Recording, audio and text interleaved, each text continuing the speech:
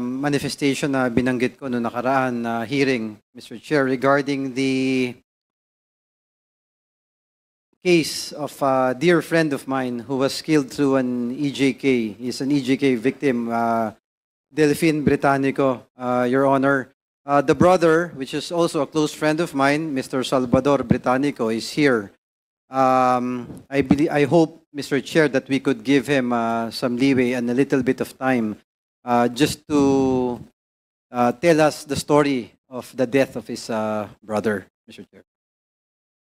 Did you prepare a statement, Mr. Britannico? Mr. Chair, I did prepare a brief statement. Mr. Chair. So brief, meaning Very brief. brief. Okay, I just wanted to probably emphasize 5 it's a minutes. brief statement. Yes, Yes, you may Mr. do so. Please proceed.